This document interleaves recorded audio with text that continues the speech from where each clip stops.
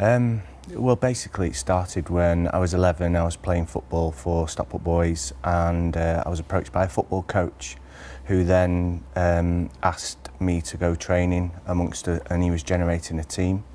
Barry Bennell then, as I know now, it was a thing that he did, and it was his way of finding out which players were the weaker ones or the softer ones.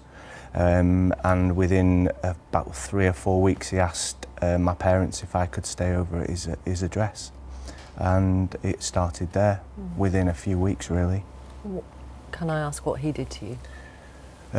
Initially, it was sexual touching, but then it rapidly got worse, and then he raped me. And you think that was hundreds and hundreds of times? I don't want to put a number on how many times, but put it this way, it was for a 4-year period. Right.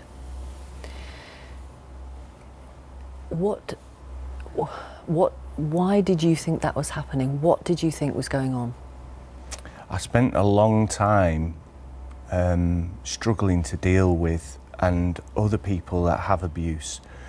It's very difficult as an adult to put your mind as a child, because throughout your life you feel that you're an adult even though you were 11, and to defer that to as a child. Now I know I was 11 and I was vulnerable, but the thought of that as an adult is very difficult to come to terms with.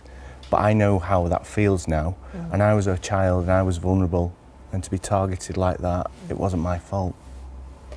He frightened you, he threatened you, he controlled you when it came to playing football as well, didn't he? Absolutely, yeah. And when I was such a young age, it was only within a few months really that he'd used those words of, you do want to be a footballer, don't you? And it was that control that all I wanted to do was be a footballer. It was my dream, it was something that I'd always wanted to do. I'm getting quite emotional now. But he threatened me in a way that was going to be taken from me. How did you, as a young boy and growing up through adolescence, deal with this horrific secret? I still now don't know how.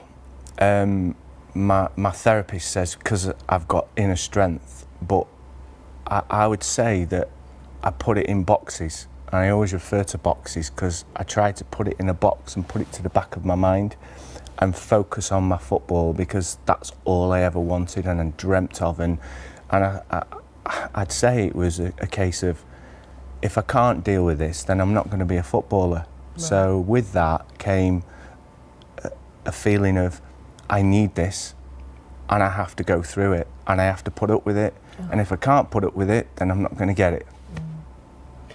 And the reason that you didn't speak about it to anybody, parents, siblings, friends, because you thought the football would be taken away from you? Yeah, I mean, inside I was crying out for somebody at that club, at Crewe Alexandra, to say, what's wrong this? Even back then, even though it was still, you know, in the 80s and 90s, it wasn't prevalent, but I just wanted somebody, but it didn't happen, so.